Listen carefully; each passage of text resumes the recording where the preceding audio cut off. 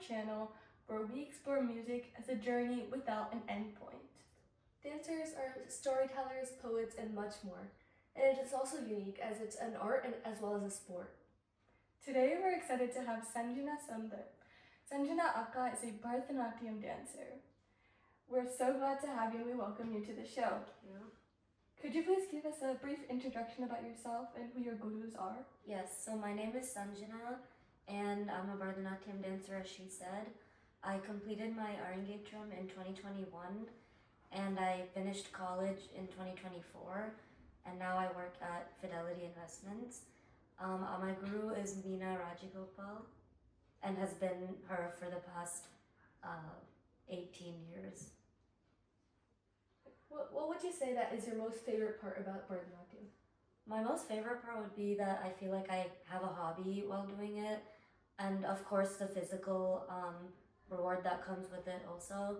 I really like performing as well. Bharatanatyam, you can perform solo or do group performances, so like each one has its own unique taste to it. So abhinayams are such an important part of Bharatanatyam dance, and they're kind of also one of the many milestones in Bharatanatyam. So was it hard for you to initially achieve these abhinayams? And if so, what techniques did you use to, overcome this? So yes, initially I did not do any abhinaya actually. I started at the age of 6, so I would only smile on stage.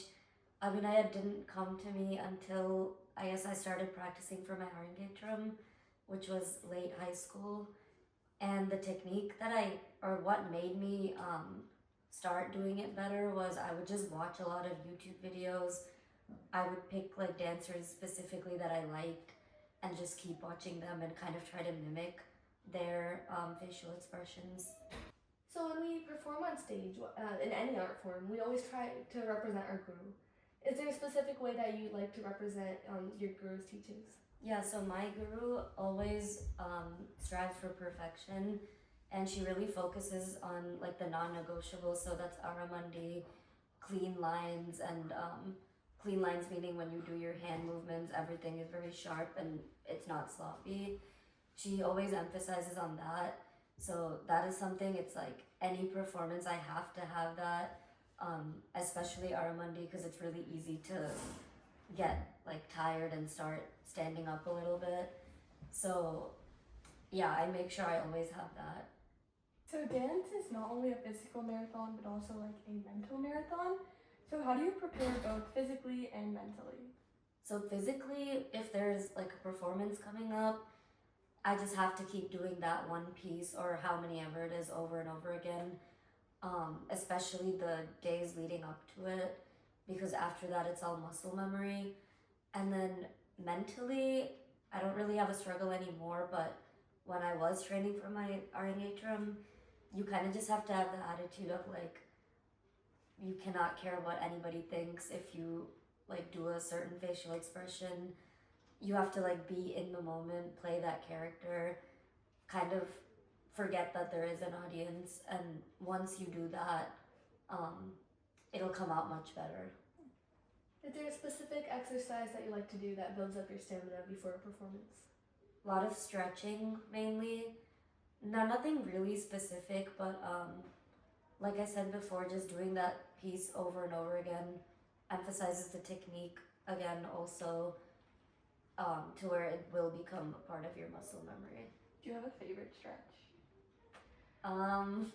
Honestly, just like going down and touching my toes, Okay. like stretching out my legs, basically. So for beginners, what are some of the things they should do or focus on in order to become successful dancers in the future? So my biggest advice is you should learn the song properly. You should know the song memorized inside and out. Otherwise, like a lot of the time, when you don't even know the song, you'll just be wondering what comes next. So that's like the first thing. And then, like I said before, the other thing is you kind of can't care what anybody thinks about your facial expressions, or even if you mess up, you are the only one that will know most of the time. So you have to be confident on stage, and that shows through your facial expressions and all the movements that you're doing. And then that also ties in with knowing the song. So if something does happen, you know exactly where to pick up. Dancing is an art form that encompasses both tangible and non-tangible elements, such as choreography and props. How do you manage to encompass both of these together seamlessly during a performance? So dance is a visual art form, so you need both of those things to make a performance, and you cannot have one without the other. So one example is that the eye makeup in dance is super thick and very, it's not like your normal everyday eye makeup. It'll be like a very long tail at the end here. So sometimes when you do those eye movements, like moving your eyes around to follow the hand movements, that kind of, I feel like the eye makeup enhances what you're doing with your eyes and makes it look even better. So these physical elements you were describing enhances the choreography. So you touched on this before, but when we dance on stage, we open ourselves to criticism and feedback. So how do you manage that feedback, especially since it's not always positive? So for feedback, you kind of have to just take it as advice. So let's say you just finished a performance and somebody comments on a very specific thing that you did.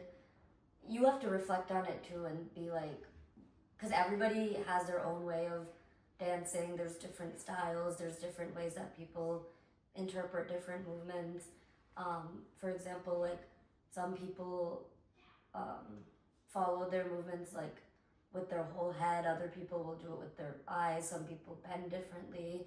So for all of that, you have to look at the feedback that you get and decide like, do I actually want to use this?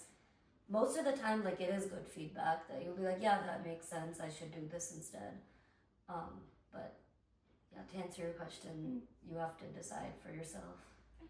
A lot of times, artists find it hard to find time to practice or enhance their art during college, especially. How did you manage to find time to practice Bharatanatyam? So after college was after my Arangetram, so I would ask my teacher to let me know about like any local events that were happening where I would get a chance to perform. So a lot of them were at the temple. So I would sign up for those so that I would still keep myself engaged and involved and not like lose out completely. And in college, yes, there were heavy weeks obviously, so like I wouldn't put pressure that like, okay, I have to practice on those days. On the lighter weeks, I would practice a lot. Leading up to the performances, like I said before, I would like do that piece over and over again. So it kind of depended on the week and like the circumstance, but my main thing was just signing up for performances because you're kind of forced to be engaged or involved still. So how do you think AI will impact music and dance in the future? I think it will give people a lot more creative ideas. So for example, a lot of dance teachers and music teachers will do like a production and like a play. So I think with AI it will help you or help them get more ideas to be more creative with that and do something different. Yeah. How do you think Bharatanatyam can be used as a tool for tackling social issues? I think, like I said before, a lot of teachers like to do dance dramas and plays. So that is one way. I think you could do a play that talks about like a social issue.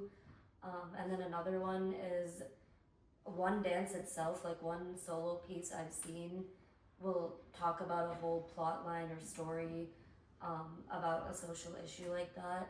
So I think you can use your creativity and if you explain it properly what exactly it is that you're showing, it will come across like that. And it's a unique way of showing a social issue. Yeah. So now we'll be moving on to some rapid fire questions. So first, do you like solo performances or group performances? I like solo, only because I haven't done a group one in a long time. So for that reason, I like solo. Dance is both physical and mental wellness combined. Which one do you think should be more important, or should they both be equal? I think equally important because dance itself has the physical part to it and abhinaya. like I said, you cannot have one without the other. So to answer your question, they're both equally important. Have you ever tried to choreograph any of your dances? Yes, actually, during my art engagement, my teacher, for this one part, she let me have a little bit of freedom there. It was kind of showing like a nature scene. It was in the beginning of one of the songs to set the scene. So for that, yeah, she let me have some creativity. Are there any other dance forms that you have tried or want to try in the future? I've tried like Bollywood and I have tried Kathak, not too much, but I do want to learn a little bit more in that. It's very different from Bharatanatyam, but I've tried it a few times. So lastly, among the Navaratnas, which one do you think is the hardest and which one do you think is the easiest to bring out? I think showing the love one is the hardest because there's many different types. Like one is mother to child, one is like you to devotee, and then one is like hero to heroine.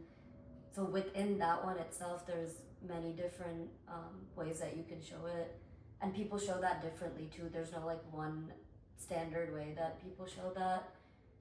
You kind of have to use your own creativity. So that one definitely is the hardest one, and then the easiest one probably would be anger.